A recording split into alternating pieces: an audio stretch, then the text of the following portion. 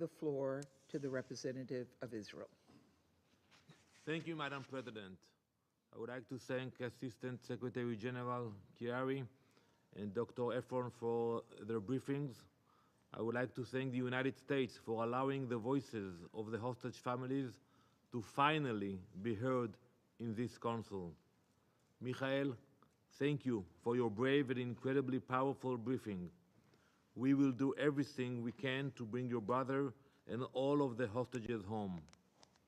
I must note my disgust at the fact that the Algerian representative could not bring himself to acknowledge Michael and the pain he suffers every day because of Hamas, or even mention the crimes of Hamas in Gaza. As we have reached the end of a very long year, I would like to ask you all to cast your minds back to these past 12 months. The pain and suffering felt by so many, including the families of the 100 hostages still held by Hamas, and the sacrifices made to protect the innocent from terrorists. However, this was also 12 months of immense transformation, and ahead of us lies opportunity. In 2024, the Middle East has become virtually unrecognizable. We continue to dismantle Hamas, and we continue to eliminate any threat that they may pose, and rid Gaza of their terrorist oppressors. Moving north, Hezbollah, once Iran's most vicious and dangerous proxy, has been heavily degraded. Arch terrorists, you remember those names: Yahya Sinwar, Mohammad Def, Hassan Nasrallah, Ibrahim Akil, and dozens of others who have caused unimaginable suffering to millions, not only Israelis, have been eliminated. Now, the Assad regime, responsible for the deaths of hundreds of thousands of his own people, has crumbled to dust. It is obvious to all that these are not isolated events. They are all connected, and together they present an extraordinary opportunity for this Council and the world. The chance before us is clear, the chance to finally end the Islamic regime of Iran's aspirations for a Shiite supremacist empire, the chance to liberate the world from the most corrupt, most violent, most destabilizing regime. Israel has acted decisively. We have struck the terror networks that once cast a shadow over our region. But the burden of securing peace does not rest on Israel's shoulders alone. Iran's provocations continue to escalate, with shameless threats about its nuclear ambitions.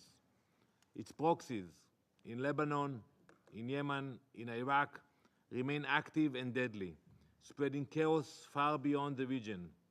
This is not a localized threat. The Islamic regime of Iran is a danger to the entire world. The recent report from the International Atomic Energy Agency on Iran's nuclear progression, alongside the recent letter from the UK, France, and Germany, highlighting Iran's, and I quote, significant non-compliance, were cries for immediate action. This is not about hypothetical future. The danger is already here, looming on the horizon. The time to act is now. This Council must implement crushing sanctions to suffocate Iran's ability to fund its proxies. You must designate the IRGC, its tentacle of terror, as a terrorist organization. These steps are not optional. They are imperative. The Islamic regime thrives on inaction and indecision. If you fail, if you be silent to act decisively, you are complicit in enabling their campaign of terror.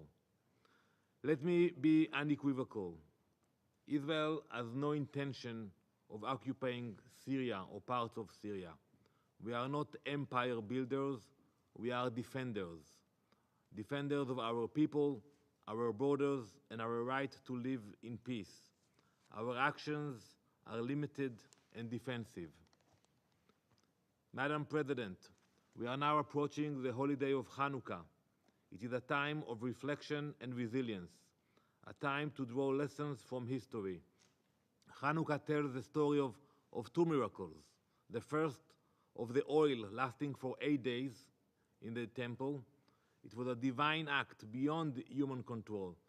But the second miracle, the triumph of the Maccabees over the mighty Greek Empire, was a statement to human courage, to the will of a small but determined people who refused to bow to tyranny. Just 2 weeks ago, we saw a cruel and evil regime also overthrown by the determined population which it had oppressed for decades. We all know what Assad did to his people. And now I want to approach and tell to the brave and the ancient Iranian people. I say to you directly, to the people of Iran, do not miss this rare historic opportunity. Take action now. The people of Israel stand by your side. And I will approach you in your language. Marduma Iran in forsata nadare tarihira as das nadahid. Akdam kunid. Marduma Israel darkanara shuma hastand. I am telling to the Iranian people, we know the cost of freedom and the courage it demands. Your fight is not just for yourselves, but for the millions of lives the regime has destabilized and destroyed. In your hands lies the power to restore the beautiful Iranian nation, to rebuild a land rich in history, culture, and resilience. Madam President, as we reflect on the hope of Hanukkah, we must also confront the unfinished work before us.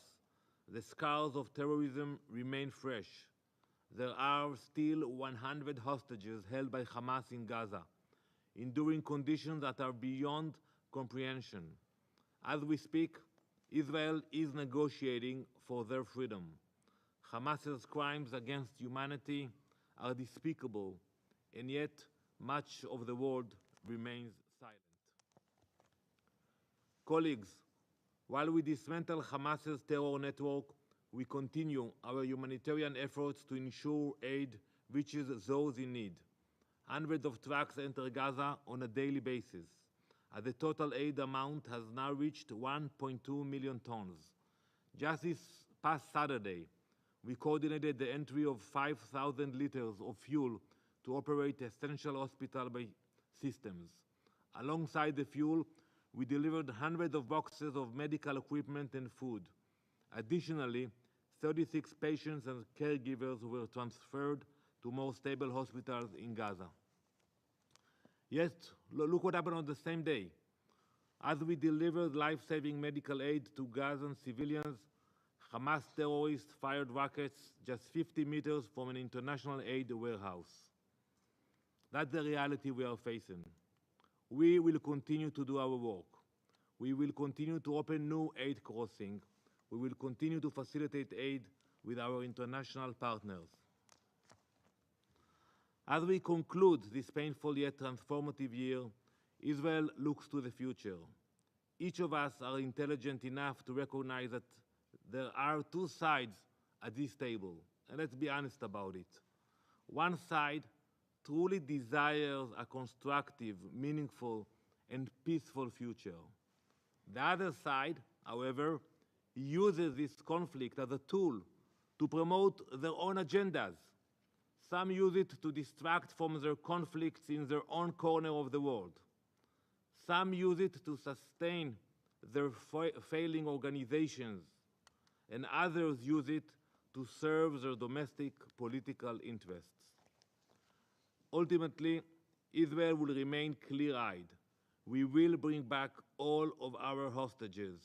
We will continue to do what is necessary to see that peaceful, constructive future realized, regardless of the noise, the bias, and the agendas we see play out in this room and beyond. I thank you, Madam President.